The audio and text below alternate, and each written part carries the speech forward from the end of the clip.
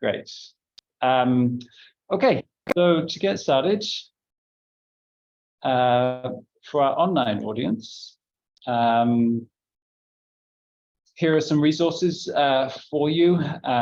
This is the inform you about our hub and about the series we're involved in here. We also have a lot of the content we're using based upon our paper on the website. So that's some resources for you to find there. The purpose of this workshop is for us to collectively explore the challenges in our current education system and ideate on the possibilities of the emergence of a new system relevant for the 21st century context. So collectively mapping the challenges and opportunities in our education system. And this is a little bit of the timing, 5 minutes getting started. I'm going to present for maybe 10 minutes about what we've already done so far and a few ideas there. We'll then jump into the main board here, where we will be using this canvas to do exactly as we said. A few little issues for our offline audience, but we're getting there. That'll be the bulk of the work today. We'll be in that second circle, posting up our ideas around challenges, and the outer circle, posting up the opportunity space. So that's that. We'll get there in a minute. A little bit about the timing. We'd love for our online audience to let us know, choose a role here. I'm going to share now the mirror board so that you can all join if you're not here. It's this one. So if you could please join me on the mirror board. And find your way down here and have a think about which ones of these, which role are you? Which one would you like to choose? Grab a dot, you'll find them here, and drag it down to who you are, which part of the system are you in.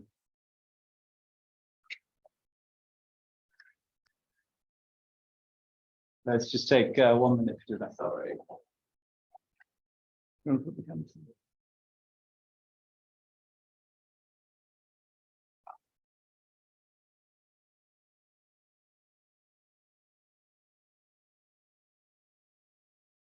Is everybody able to access the mirror board online and find where we are? So we're at the beginning of the different boards there. We're down at the bottom.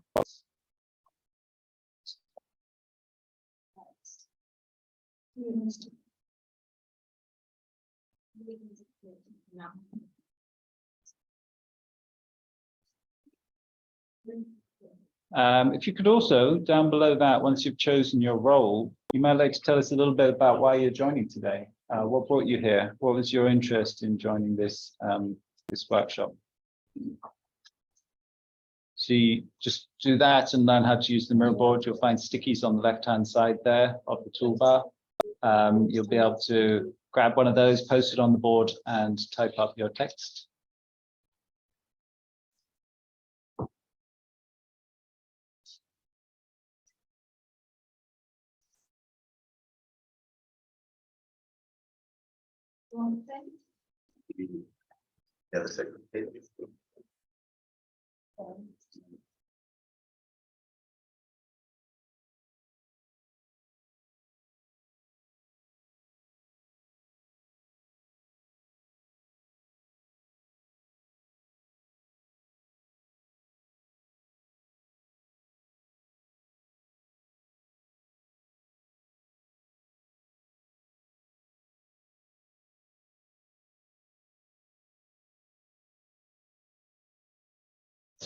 Yeah.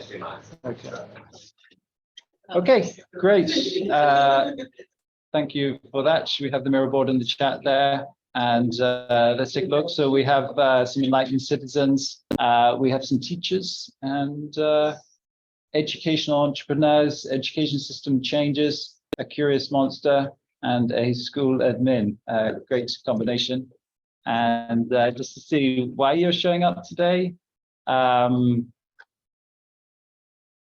Engage with thinking of others as a way to frame a productive conversation with local authorities about the future of learning and its economic value for the future of the borough. Great. eliminate stigma and redefine what it means to be educated. Test SI tools and enjoy new knowledge. Expand knowledge and collaborate. Running a similar event tomorrow with several school leaders. So keen to learn more and be inspired. Great. And connect with like-minded educators, plan for the future. Currently co-creating and hosting a regeneration leadership course focused on system change in education at a large and cultural change in schools. This week, we're looking at whole systems mapping with a bunch of head teachers. So good timing for that. Learning about tools for mapping, curious about UK education system. Okay, great to have you all joining, whichever role you're taking, whatever brings you here today. Let's stay going. So the next section here, we're just going to explore a little bit what we've covered so far. So this is actually the second section in our series here. And we're essentially applying our method that we have at SI for doing systems innovation, systems change. And as you can see, there's 4 dimensions to that. We started off last month with applying some systems thinking, which is about reframing the challenge, thinking about it in a systemic way. We're now in the second section, which is about mapping the factors affecting this, the challenges and the intervention or leverage points. So that's the second section. And in future sections, we'll be talking about building an ecosystem to enable a transition and growing and developing that. So just to zoom in on this first section, what we covered last time in terms of reframing the challenge and thinking in a systemic way. Hopefully some of you were there for the last workshop. It was actually using this iceberg model down here. I'll explain what happened there. But these are some of the ways that we've explored so far about how systems thinking could really help in reimagining education and the education system. This is a lot of how we do education at the moment, the kind of reductionist industrial age approach is very much a kind of approach that divides things up, divides subjects up, divides the students up into different disciplines, different departments and domains. And we think one of the big changes there would be about integration. How do we actually connect around the student and integrate these different areas so they're getting a more kind of holistic and comprehensive kind of education? It's also one that's maybe not so closed and defined by what happens in school and university, but more out there in the world in terms of how people relate and learn from the different systems they form part of. That was one part of the thinking so far. We also looked here about this, other dimensions to what it looks like at the moment, the kind of linear approach, which is mistakes are bad, don't fail, get it right. Success depends upon your intelligence. Intelligence is king. It's a very analytical kind of approach. And finding the right answer when that's often not necessarily what helps us in the real world. Maybe more like this these days, that the kind of complex challenges we face and increasingly face, there is no right answer, and synthesis is a lot of what's needed, and it's a lot about motivation. And success depends upon your capacity to work with others, to try your best, to fail until you take through opportunities. So it's a very different kind of paradigm. It's a much more open way of looking at education, a more challenge-based one. And that'll be our next event, actually, a discussion with the London Interdisciplinary School about how education could be more orientated around challenges, around interdisciplinary approach, and also moving away from kind of a closed model to education to something that's more kind of an ecosystem approach, more open in terms of its interaction with the rest of the world and engaged in the rest. Education often happens in kind of confines of schools and so forth. So that's just a few little insights, and it kind of starts with this, that the world's a very complex place, but we often get taught a lot of linear stuff in school, which isn't really as helpful when we go out there and actually interact with the world. And we have to relearn a whole pile of stuff. So why don't we start learning that stuff in school about complexity? So this was the event we did last time, the iceberg model. Hopefully some of you were with us. And you can see up here, we went from this side of the iceberg, the left-hand side, which was about the existing system on its different levels. This is a really great event if you're there. We had some really good collective intelligence going and some discussions. You can see this is a little bit of the synthesis of what came out of it. What were people talking about in terms of the events on the existing system? Very focused around jobs market, a little focus on social skills, critical thinking. Chat GPT is now the big issue. Everyone's talking about it in education. Certificates and diplomas play an essential role in the labor market. And then trends, increasing interest in experimental learning, teachers becoming entertainers, increased poor mental health of students and teachers. Some of the systemic structures people shared with us last time, subjects as silos. This is the existing system. The education system is a one-size-fits-all system, lack of diversity, extracurriculum learning seen as a luxury. And then down to the existing mentor models. Education is highly political. Student loans are a necessary evil. Teacher is expert, knows the best. Education is a place to organize reality in different fields without paying attention to the relationship between those. Lack of big societal dreams. School is the only official place to learn. This is some of what people were posting up last time about the existing system. And then we looked at it on the other side of the iceberg as to if you change the paradigm, what would a new paradigm, a systems paradigm to education look like? Might be about creating citizens, not just workers. Students lead and learning through the guidance of the teacher. We're all simultaneously teachers and students, not a linear system, but a kind of non-linear, cyclical one, and more networked maybe, where people are learning, students are learning from each other. The system supports the development of the full potential of the students. That was the kind of paradigm we thought would be needed. And then the emergence of a different kind of structures out of that and trends and events, so forth. In terms of the structures, lifelong learning, be a new pattern, skills instead of curriculum, rise of learning communities, lifelong learning opportunities, curriculum is dynamic and responsive to change. Start school when ready and learn what is of interest to you.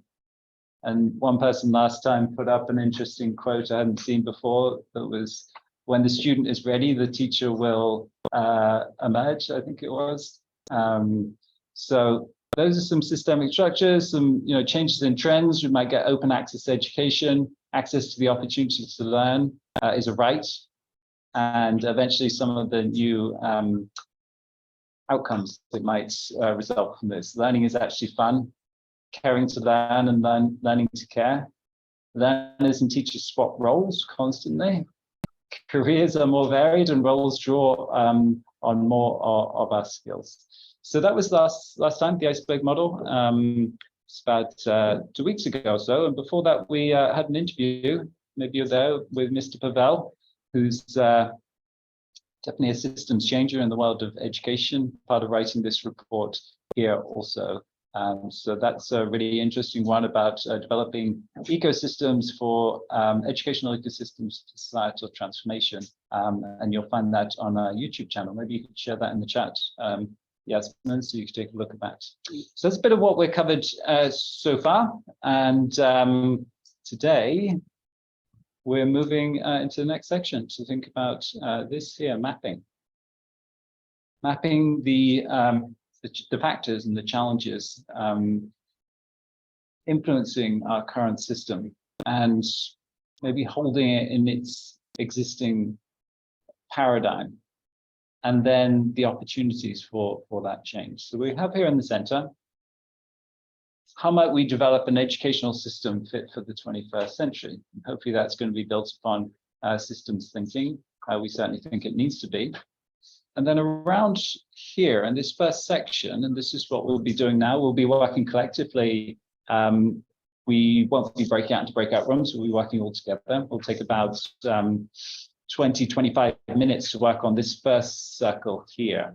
And what we're first going to have you do is take about 10 minutes to think up your ideas, post up your ideas, starting in a minute now, about the challenges. What are the current blockages and challenges in the existing system? And after that, we will then move on to the intervention points, the opportunity space. What are the interventions that could lead to systems change? What are the pockets of the future, the opportunities that could lead to a different kind of system? You'll see that this canvas has around the edges four dimensions. Up on the top left, we're going to post everything relates to social factors. So that could be political, could be cultural, could be local authorities or whatever it is, regulation and so forth. Sorry, the political stuff is going to go there on the top right. Yes, so it could be policy, regulation, so on and so forth. Curriculum, we might put at the kind of top there. Down the bottom right, we've got everything to do with technology and how that is creating challenges and opportunities. Bottom left is economic factors, finance and business of the whole thing. So we're going to kind of cluster things in that way. If you have a factor that is to do with technology, the introduction of social media or something, we're going to post it down in this bottom right quadrant, for example. So just to give you a quick example before we get started, let's trace down here. So maybe we'll go over here. We're looking in this section around technology, should we say, and one of the challenges might be lack of awareness as to how to use the wealth of information on the internet and integrate it into the formal education system in a productive way. So we'd say that's a challenge and we're kind of stuck or blocked there. And how might we turn that into an opportunity, create a toolkit for schools and teachers to better integrate informal learning and formal learning? Might be an idea of an opportunity to overcome that. So that's just one example. Another one's here. Teachers unaware of different approaches to doing education and stuck there. And the opportunity might be around teaching the teachers that there's more to education than they know and what that might look like. And then another one down here, just as an example before we get started. Economic system is set up to depend upon traditional education testing and certification as a gatekeeper to jobs. How might we do something different about that, the opportunity there? So I'm going to remove those and we're going to get started now. Please grab a sticky for those online and a real sticky for those offline.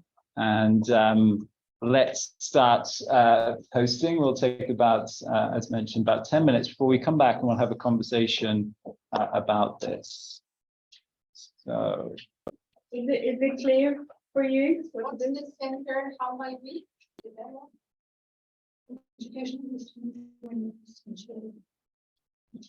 We just doing the. Any questions or issues for the online members? You can put those in the chat. Yeah, so we're just starting with posting challenges first for 10 minutes. Exactly, yes. Yeah. In this first circle around here. Yeah.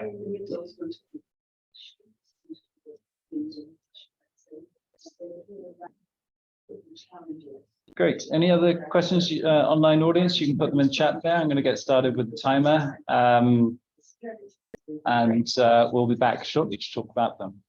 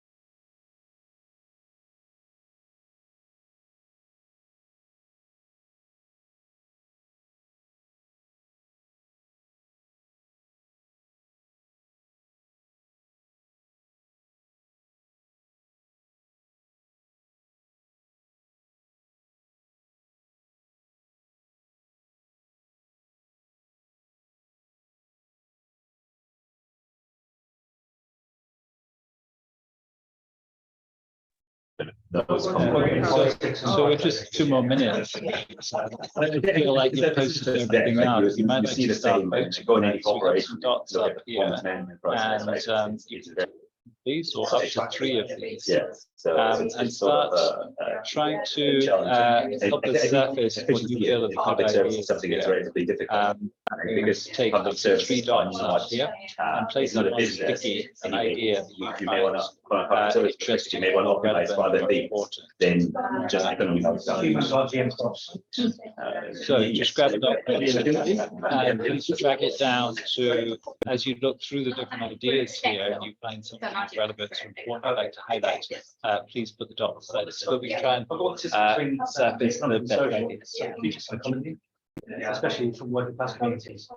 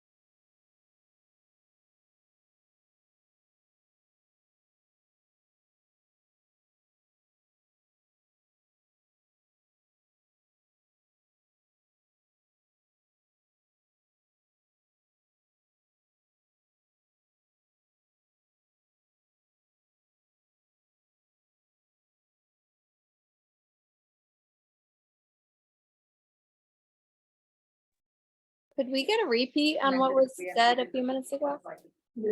Yes. Sorry. One second. Sorry. We were just saying about the voting. Excuse me, we've got quite a bit of stuff going on in the room. Apologies about that. But we're just saying about the voting, right? I'll show you now. I'll just pull up the mirror board again. But we have little dots here. You'll see up on the top right-hand side of the mirror board. And please use those. Up to 3 of these to highlight the ideas that you find are interesting and useful and relevant so that collectively we can start to kind of surface ideas that we think are important and relevant. So that's just up here, you'll find it and drag them across to the ideas you find interesting. Is that clear for everyone?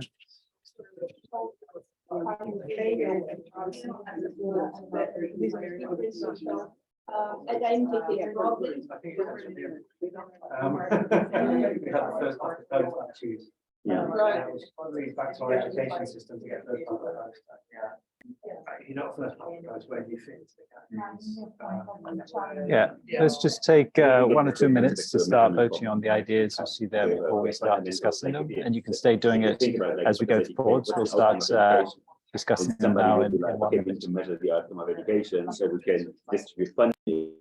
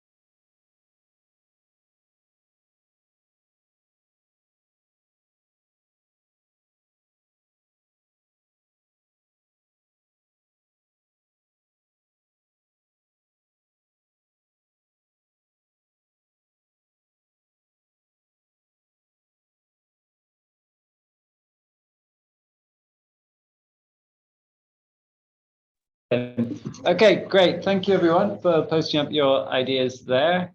We also have some in the room here. We'd love to look through these now and hear from those who posted and the ideas that you came up with. Have a small discussion. We have 10, 15 minutes to do this, and also continue your voting, right, to see what's resonating with you people. So lack of understanding a purpose of education. That's quite an interesting one. Does someone want to talk on this one? Bruce, is this Judy?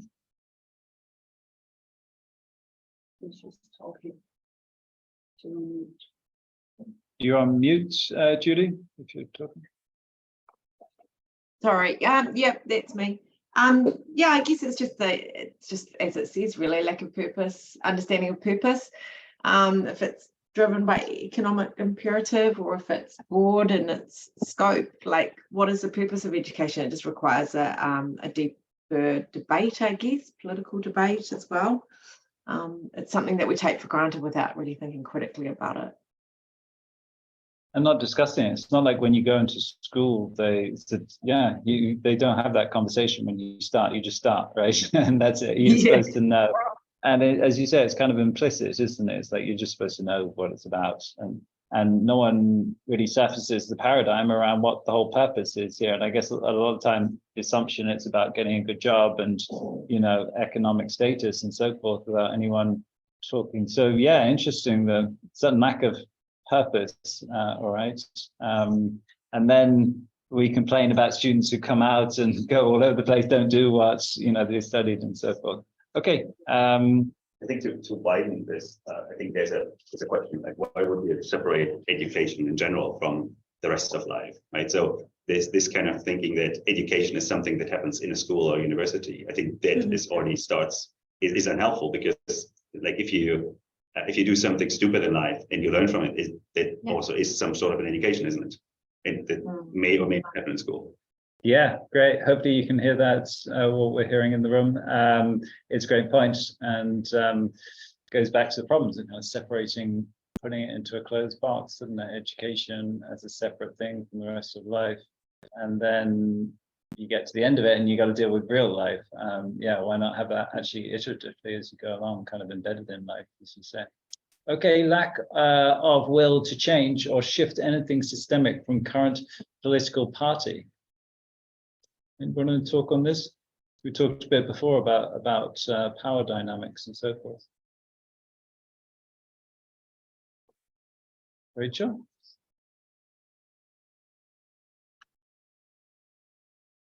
Sorry, I made a mouthful of sandwich before you said this. Wrong time. There feels this, I mean, I put 3 post-it notes all probably saying the same thing, this perhaps inability or incapacity to look systemically and holistically at education because of the short-term life cycle of a political party. And so therefore we're having these short-term add-ons constantly being sort of infiltrated from the side. And I don't know whether it's lack of will, lack of capacity, lack of ability to actually look holistically, or be the party that wants to start making those wider shifts, knowing that they may not be able to complete them in the political party's term. So I think we've got to start taking education out of politics. And do you think the change is going to come from politics? Do you think that's a really important dimension to it, or? I mean, it's interesting. I've been involved in a couple of the discussion groups with the climate sustainability strategy with some of the ministers, and there was a recognition recently, despite the fact that we were talking about a holistic approach, that they didn't really understand that notion of holistic. And I think there is something deeply fundamentally needed in that systemic approach. What does it mean to think systemically and holistically within an education system, and how can we allow the education system to recognize it's a system, not a linearity? Yeah, and then get changes that come from that, right? Come from that systems awareness, actual systems changes instead of changes in parts, which is a lot of what happens. So, okay, thanks a lot for that. Need for transdisciplinarity, indeed. Do you want to share on this, Elena? Hello, everybody from Rome. I'm a scholar. And I'm perfectly aware that we are facing complex challenges that need this interdisciplinarity, if not transdisciplinarity. But actually, academic teaching is still buried in silos. Therefore, I think that it's like a problem of homeostasis of a system and resistance to change. And this has a lot to do with the power dynamic. Let me say that because I'm a scholar and I'm still facing in my university this problem. So the need of transdisciplinarity is relating to complex problem. Most of them are related to power dynamics and the resistance to change, to change. Yeah, the old system resistance, systems homeostasis. Yeah, it's incredibly resistant. We've been talking for some time about change in education. It seems so many people want it, but the system is incredibly resistant, although paradigm is quite strong. It stays in that equilibrium, should we say. So assessment-driven pedagogy. Anybody want to add anything here from the room? Anything interesting you want to put up? We can read it again. Yeah, I think that just to, we put a lot of things that matched what they were saying. One thing we added was accessibility, economical accessibility, because you have a variation of quality depending on your financial conditions. So I think that's a systemic, very difficult systemic problem that the educational system faces. The economic dimension you're saying, and the economic accessibility. So there is a huge variation with quality of education you receive depending on your economic power. Yeah, I'm not sure if it's actually so much quality that you receive. Right? I think the main problem may be a signaling problem. Status. So if it's status, so you go to an expensive school, like look where our recent prime ministers went to, and I think the situation is even worse in France, where you have to go to a certain school to get into government service, and then from there it just ravels backwards, right? So these schools then know that they're going to be oversubscribed. They can increase prices. If they increase prices, only certain people can access them. So it's not necessarily that. I think you will get a somewhat better education there because they have more resources. But I think it's not, you don't pay the price for the good education, you pay the price for everybody thinking that, people who came out of these schools had important jobs in the economy and the politics. Ergo, it's sort of the, you switch the, I don't know what the logical fallacy is, where you switch cause and effect. And you think they're in politics because they went to a good school. And it's like the other way around, because everybody's, you can't really judge the quality of a politician. So people's like, oh yeah, they went to a good school, so ergo they should be a politician, or they should be in power. Yeah, and there's a lack of an alternative system, isn't there? Like to actually replace that, isn't it? I think a lot of this is how we reduce complexity as a society, right? So because if you think about education, if you want to tackle it in any kind of meaningful scaled way, you need to sort of categorize it, right? You can't deal with the complexity as it is. You can't deal, like every child is an individual that has individual needs that needs to be indicated individually, because it doesn't scale. So you need to categorize it into something like, okay, we do it by year group, and year groups are defined by when the child is born, because, well, we can sort of understand it, maybe it's not ideal. And then this categorization, to the point of homeostasis, this categorization then sort of embeds in the system, and nobody asks, does it make sense in the first place? Or like what we face now, does it make sense 100 years later after schools were sort of established as an institution? But again, it's the point of there isn't yet an alternative system, is there? Like I think there are many alternative systems, but it's actually kind of got to the scale and level that people want to adopt it or ready to adopt it. Or but I think that's the question. Like, is it like if you have a system that works very well, can you actually scale it up, right? Or is there a conflict between a system that works really well And it works really well because it is tailored to the individuals in that community versus, oh, we need to now roll this out to the whole country, right? So it's a problem. Like maybe you have a school that works really well and you destroy this whole concept by saying, oh, now everybody in the UK or everybody in England needs to do that. Yeah, great. We have someone else, yeah. Please speak up so these guys, yeah, online. Just to like add to that though, I think kind of one paradigm that has kind of scaled is just learning via the internet. Because we have MOOCs where MIT has like open courseware that you can like take your courses online. I know a lot of people that have taken them for zero cost. There's a lot of just self-driven learning via YouTube videos. So I think that's the only like alternative vision that I think is scaled, although it's not necessarily something that's done top down in any way. Great. Okay, let's take a look at some of the stuff online. Overwhelmed. So Michael, do you want to jump in quickly?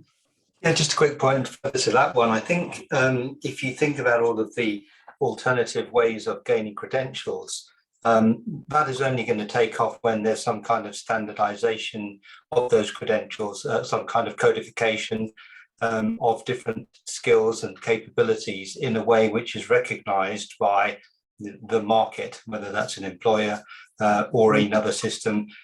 So I think it's not necessarily the means to learn, but it's actually the accreditation which is missing, and it is gappy at the moment. Yeah, these institutions talk about MOOCs and so forth. They can be a pathway to a new system, can't they? Like MIT and so forth supporting those MOOCs, and they can provide a pathway to a kind of online accreditation and so forth. So I think that's an interesting dynamic. So often they're holding the system back, but they can also be a leverage point for change. Okay, let's jump in here. Overwhelmed from social media, causing huge issues for identity to a post-truth era. More effective, more efficient outcome, teachers' capacity constraints, successful transition towards an integration of automated means of teaching and learning. I think if we go to technology, an interesting part will be, I don't know who followed the whole AI spiel in the last few months, and the newer models, GPT-4 models, actually taking various standardized tests and scoring really, really high in these standardized tests. And I think also to the point with the MOOCs, what these do is they give you knowledge. And I'm not sure if hammering knowledge into people's head is the way forward, because in the future you can ask one of these models and they will be able to replicate knowledge from books, papers that you'll never, as a human, you'll never have time to ingest and read.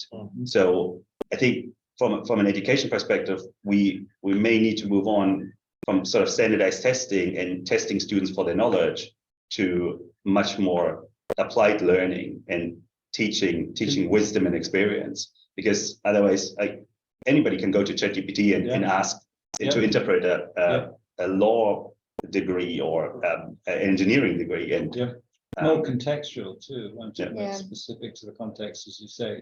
Just Thea online, do you want to add to this? Yeah, hi, I'm Thea. As a perspective, because I'm a student, so as a perspective from a student, the main reason that we miss classes is usually because we're bored in the class, or because we think the class is not bringing us anything. And I'm going to be honest, I mean, in the amount of 24 hours, I saw at least 15 TikTok videos explaining to me how I can become a billionaire without having a degree. So when I see this every day and I'm told to go to school and pay a shit ton of money to go to school, I'm like, well, if I can do it for free and teach it to myself, then why am I learning algebra right now? What is that going to bring me, for example? And yeah, I mean, the reason I'm in this webinar is because I missed a class and my teacher is making me do this for extra credit, but I actually like it and it's really interesting. So it's really interesting. You chose to join us. Great, thank you. Can I add something? Yeah. So Building off of what my teammate Anthea was saying, one thing that came up was the outcome of education. Like, what are we trying to build, really? So when it comes to the outcome, I think it's influenced severely by all of these aspects, especially political and economic. So, for example, even something as simple as colonization. Almost all of the colonies were taught very, very properly what colonization meant. Almost every year we had history lessons which detail that, versus here the education system is a little different. The way that even something as major and very real like colonization is dealt with is determined by the political, economic, all those aspects, which comes back to the outcomes aspect of things. Why are we doing education? What is the purpose of education? Which then should be backtracked from to determine what are the pedagogical elements that must be put in. Versus here, it's more was here as in with almost every large scale education system, it's determined by the political elements of what should I communicate, not what is the purpose of education and hence what should be communicated. I think it's a really good point. An education system is sort of a source of power, right? Because it's your interpretive power. If you live in one of these countries which colonized the world, and it's not really covered, or maybe the UK likes to cover it as, oh, actually, we brought civilization to the world. And then you may be in India and Australia, and it's like, nah, I disagree there, strong disagree, right? But you can't really challenge it because the UK essentially just blasted its narrative across the world, right? I need to apologise now for the UK. So But there's, In every US system is the same thing, French system, same thing. It's like the books are written in one perspective, and that's all you really get. there's no co-creation of the curriculum or the system in any sense, and definitely not from the students. They're just there to learn. I find it hilarious how in the US, it's determined by the states, like the curriculum changes depending on the states. Oh, yeah. Determined by the states. It's very much driven by the political climate. Which is also why we also added like culture and cultural background and diversity into this, because I think a lot of times one pillar that's always missing out of these four is culture, because that's a huge determinant. It's not integrative. It only really fits to the culture of that, location or that context. However, in cosmopolitan cities like London, doesn't make any sense anymore. Yeah, so we have this one here. Ministers are in charge of education, creating the disconnect between what school headmasters need to what government thinks they need. And then down here around, technology, focus on tools, tech as a solution versus the associated process pedagogy. Schools and teachers are slow to embrace a learning model that aligns with Web 2 and Web 3. Yeah, amazing. You have this cosmos of information and opportunities. But this box of a system that hasn't figured out how to integrate it and deal with that complexity. Enormous lack of knowledge on digital technology and applications. Lack of microfinance for student projects and learning. Outdated accounting practices, tech. Platforms like this one and other orgs doing this work are often overly saturated with people who have PhDs. They're often underrepresented by the very people who need the most support. More community-centered building, giving voice to individual gatekeepers by the edge system need a platform. System for acceptance of micro-credentials. Lack of supportive data that provides degrees, education. Most data runs into correlation, does not equal causation, USA perspective. Okay. Michael, you're still adding. Great. Lack of financial incentives for teachers to engage in extracurricular programs. That's an interesting. Anybody want to talk about this lack of incentives on the side of the system and the teachers? Is there what? So that was my addition. So I do a lot of coaching on the side, and realistically, a lot of the learning that most of my students do is outside of those school hours. So whether that's through different clubs, programs, or extracurricular athletics. And so what we're running into, because I teach in Canada, is the gap is growing between public and private, where private schools will pay teachers to stay after school and lead a robotics session or lead something about coding or teach rugby.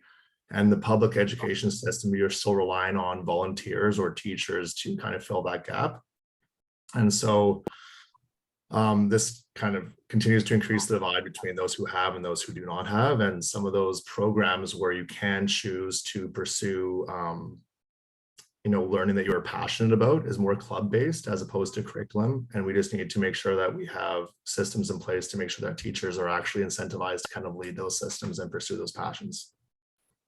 Great, that's a really good contribution. Thank you very much for that. Okay, so our time is running out here. Let's stay moving on. So the second section here then is thinking about the opportunity space and the intervention leverage points. What could we do? What are the opportunities that are created by this? And we're going to post those up now. We're going to take 10 minutes again for the online audience and offline audience to post up your ideas and try to keep them aligned with the ones you had here originally. So if you have them out here, post up your idea out here, and you can draw a line back to the original one, or just try to keep them aligned in that way. So we'll take 10 minutes to do this, and we'll come back then, or 12 minutes, and we'll come back afterwards to have a discussion.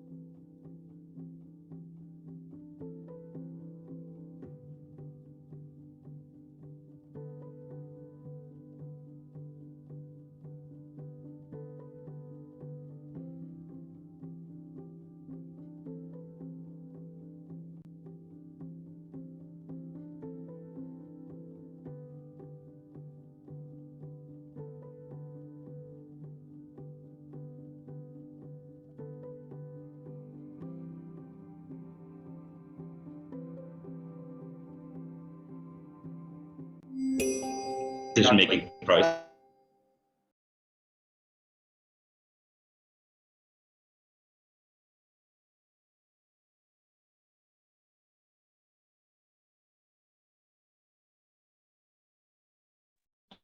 People have here in the room. We're going to take a look over what we have both online and in the room. We've got three boards and lots of ideas here. So maybe we just start online with a couple of these. So make teaching a valued profession. Anybody want to talk on this? I think there's another teacher strike on Thursday. Actually. Maybe they have a more philosophical disposition to it. Anyone want to talk on this? Yeah, I think so. I think what teachers get paid is a reflection of the value that society places on the economic benefit of learning. So if you look at other countries such as Finland, teachers are highly respected and highly paid, and that's because education is seen as an important factor in the success of the economy. And so therefore, how teaching is viewed and how it's valued and paid, it reflects what society's expectations are. So I don't think it's something about paying them more. I think it's about a question of changing the mindset of how people perceive the profession. Great. So education should become hubs.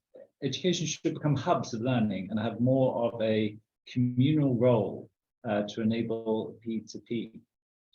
Yeah, more like living labs out there in the world where you can go and you can get together and you can connect and you can interact with the real world and with other people. Funding to support education training in systems thinking and facilitation, training for trainee and early career teachers in core pedagogies for future fit learning, universal basic income and free entry to a learning platform from 1 to 125 years old. Age discrimination. Yeah. What if you're not 1 year? Okay. Help them connect the dots using systems thinking and system dynamics to explore their mental models. Amazing. We don't do that at all, do we?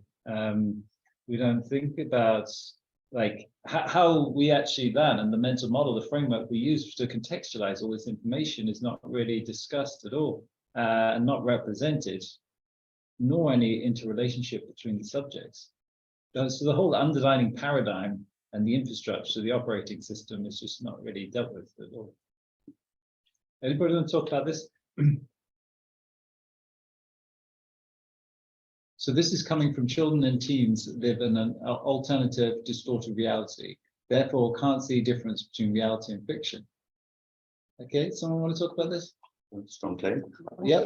Source, please. But surfacing those mental models will definitely help us build more robust. I mean, we're talking about mental health kind of in young people, and if we don't actually surface those mental models, what hope do we have of creating kind of resilience in our mental health?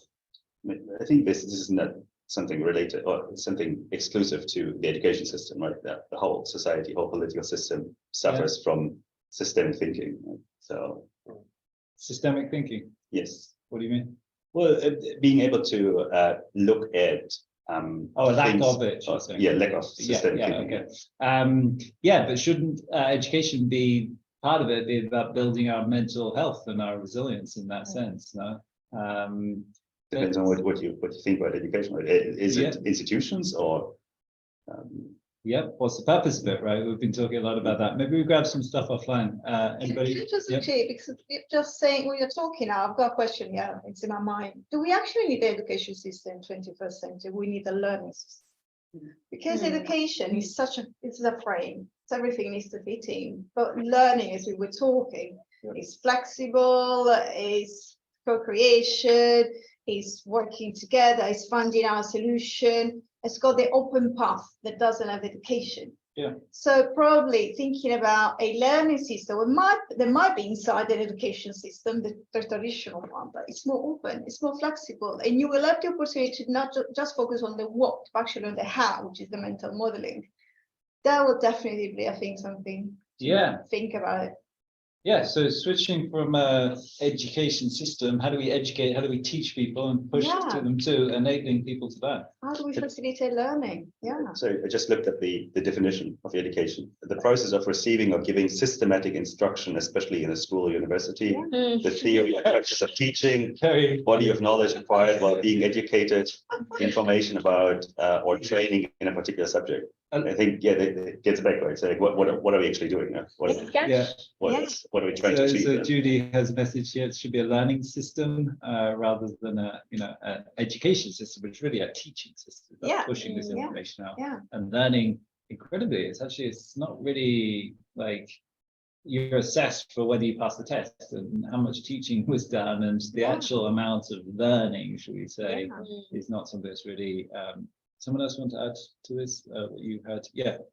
This is kind of like going on top of that though, but because I think there's some less like deemed that value out of having things in like physical spaces, right? Because I guess maybe this isn't necessarily what you were saying, but like if you were to get rid of the education system, like I think one of the biggest benefits of the education system as is now is that it's kind of just like daycare and a place where kids can socialize, which is a big part of like their education as a human being, right?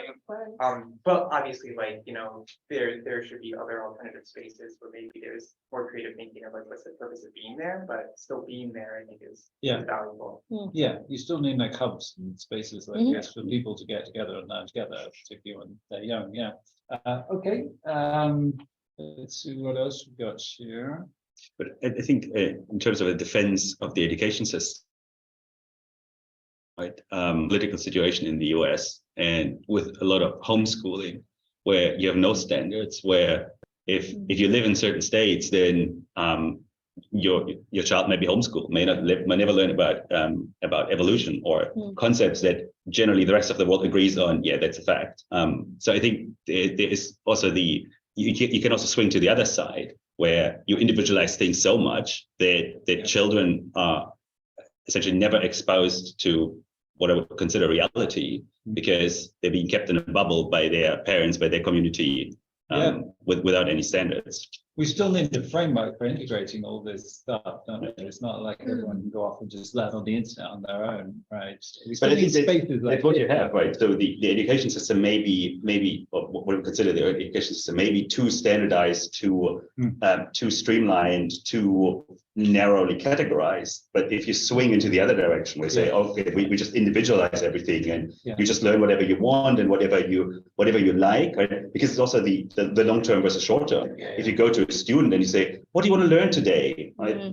Will they get into difficult subjects, or will they just like if I tell my daughter to do times tables, she obviously repeats the ones that she learned to death. Right? There isn't really, so this you also, there needs to be an element of pushing the student forward, right? And I don't know, I think it's like you have that spectrum, and wherever you put yourself on that spectrum, highly standardized, highly individualized, there are always trade-offs, right? So if we swing into the complete other direction, we may experience consequences in society that may be equally bad than what we see today with an education system. I think brainwashing and politicizing. Like this kind of balkanization of opinions, right? Because isn't the hope that we get some synergy between them and something better than either? Michael, do you want to add to this?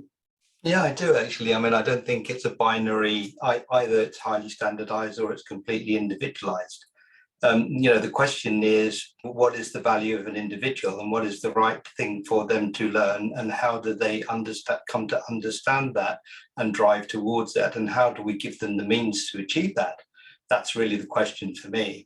So when I meet another individual, I'm interested in the whole of them, what they know, how they do, how they behave, what their values are, and how can I connect with that? How can I use how I behave in order to be able to make that connection? So shouldn't we be installing that individuality in that way? Of course, then that asks a question about what is the role of a teacher as a facilitator of learning. I'm not teaching you any content, I'm facilitating the acquisition of frameworks and know-how and curiosity and specific knowledge and an awareness of oneself and what one is good at and what one's value is and how to build upon that.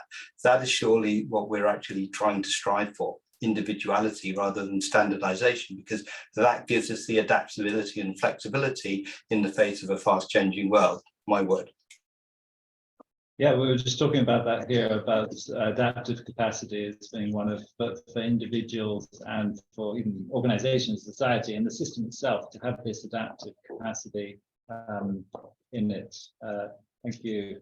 Maybe you can hear from that group as well. Yeah. We didn't hear yet. What should we share? I think yellow posted. I guess we did touch upon, I guess we could talk about the last thing we talked about. We touched upon like the colonized version of education that, you know, we are receiving. And one thing that we're talking about is like, what's the concept of truth, right? It's about having access to all perspectives, about having everyone's voice being heard. It's about learning about where power actually comes from, how has it dominated the education system to date. So being able to present all perspectives to a student who's learning and being able to assess what the situation may have been like 5 years ago, 20 years ago, 100 years ago, and giving those kind of critical thinking skills to be able to really get to the closer version of truth that they can get to. I think, again, taking it to the extreme, right? If you go to Germany, would you want somebody to teach you what the thinking was of the Nazis, right? So, like the history that was written is the history where the Allies won. Would you want to? And I mean, the US is sort of strong in this in certain aspects, like teach the controversy, like, well, teach the Earth as a globe versus the Earth as flat, evolution versus creationism. Even aspects like the US Civil War, right? Like where the South didn't win, but still, if you go below the index line, there's a certain affinity for looking at the South as not the states that wanted slavery, but the states that wanted, I don't know, whatever they called it, states' right, or right. So I think that there's a challenge of I think it's very difficult to define truth, and then if you define truth, like what do you want to, what do you teach us? But this thing about critical thinking and having to develop that, I think. But how do you develop this in an environment that constantly gaslights you, right? So if you grow up being homeschooled in the South in the US, then there's a very strong probability that you see the Civil War as something that the South didn't lose. It wasn't about slavery. Evolution isn't true, and the Earth is flat, right? So. Sure. Maybe we'll try and get some more of these. We've just got five more minutes. So, build same vision between students and teacher. Enable people to become citizens of their country and the world. To see bipartisan agreements in place that support future-focused education policy, systems thinking, training for all education ministers as a start. Not just education ministers. And all educators and students too. Okay, great. Let's just get everyone there, right? Citizens. Get the minister to do a workshop. Normalize systems thinkers, harmonize positions in every department of government, public debate around the why of education. Yeah. It's like we have to surface a lot of kind of stuff that just doesn't get talked about, like the purposes. Make politics purposeful, and the rest will follow. Decrease the mandate of districts, boards for classroom decisions. Increase the credibility of non-degree pathways, i.e. apprenticeships for all, regardless of previous education qualification. Understand its merits for the type of learner and their intended destination via their background.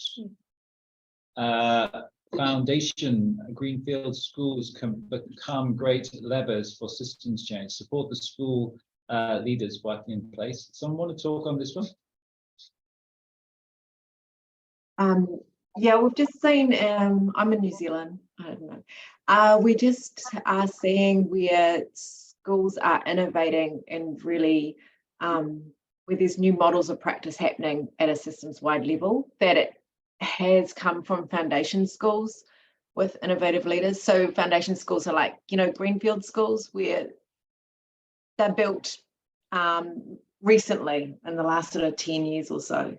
So it's the opportunity to leverage systems change to demonstrate what it can look like. We see more change happen there than in large secondary schools that are very rigid and stuck. And are those schools actually introducing new practices and new ways of doing things? Yes, yeah, that they are more innovative relatively. Okay, great. Are they publicly funded, or are these private schools? Public funded. Great. Increase the trust of students' mindset and build on it. Yeah. Great. Someone want to talk on this? Maybe the last one we get to. Elna? Yes, I think that our students, our young generation, the so-called the Generation Z, has really is challenging our mind. I mean that they are more able than I to think to. I call it a spatial mind. So they are, even if as teachers are not transdisciplinary, they are transdisciplinary. They see relations, and this is part of their DNA. So if we can build on these skills that they have as generation, we can do something good for them. Super. What a great note to end on. Thank you very much on that. Insightful indeed. So there we are. Our time is up. Thank you all for joining. This is what we created. We'll take a look at this afterwards, our little team here, and try to synthesize some of the key points and share this back with you in our group channel, on the websites and LinkedIn and so forth. But well done, everyone. So just to wrap up here, this is the next stop. Yasmin, my colleague, is going to be talking with Carl, it is, isn't it? Carl from London Interdisciplinary School, an interesting school here in London that's exploring new ways of doing education that's more based around projects, around actually challenge-based learning, should we say. What are all the things I need to learn to actually address this challenge? And so forth. She's gonna, that's gonna happen on May 18th at 4 p.m. UK time. And interview, and then we'll continue this series of workshops next month, later on next month. So look forward to seeing you all there. If you want to find us, different channels on the website, social media and so forth. I'd love your online feedback as to how you found this workshop. Just grab a sticky down here and drag it to where you wish to put it. And you can also, it's great if you type something in, just give us some tips about how we might do this better, ideas for improving your experience. But thanks a lot for joining, and we'll wrap up then.